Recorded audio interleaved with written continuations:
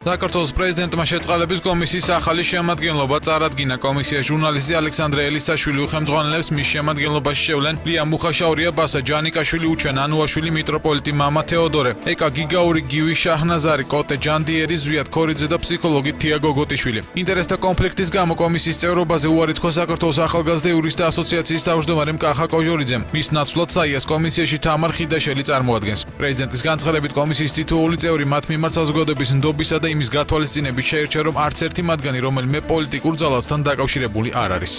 გვაქვს ორი მიმართულება, რაც ვარ შეთანხმებულები. ერთი, რომ ეხლა სასტრაფოდ ვეცდებით ახალ წლამდე იყოს პირველი ტალღა ჩვენი კომისიის მიერ გაგზავნილი სიების პრეზიდენტისადმი და შეიწყალოს პრეზიდენტმა უკვე ახალ წლამდე.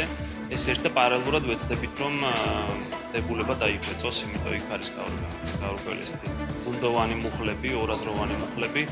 და პირადად ჩემი სურვილია ძალიან მტკიცე და კომისიის ყველა წევრის, რომ ეს კომისია მუშაობდეს არა გუნდოვნად და გაურკვევლად, არამედ ძალიან მკაფიოდ, ძალიან გასაგებად. კომისიის ახალი შემადგენლობა მაძლევს იმედს, რომ ჩვენ გვექნება შესაძლებლობა ყველა ნებისმიერი საკითხი განვიხილოთ, იმიტომ რომ არის ძალიან ბევრი საქმე, ძალიან ბევრი უკანონობის მსხვერპლი არის კვლავ საპრობილეებში და ნამდვილად მათი განცხადებები ვფიქრობ, რომ უნდა დაგვაყოფილდეს ძალიან ბევრ შემთხვევაში. გარკვეული საკითხები საჭიროებს შეცვლას და დახვეწას, რაზედაც ვიმუშავებთ. მე არა ვარ უფლებამოსილი ამ ეტაპზე გითხრათ კონკრეტული წინადადებები, მაგრამ ვფიქრობთ, რომ მთელი ეს კომისია წარმოადგენს ერთ შეთანხმებულ გუნდს, რომელსაც ექნება შეთანხმებული პოზიცია პრეზიდენტთან დებულების შეცვლის თაობაზე, რომელმაც ჩემი აზრით უნდა გაამარტივოს, უფრო მისაწვდომი უნდა გახადოს ეს ჰუმანური აქტი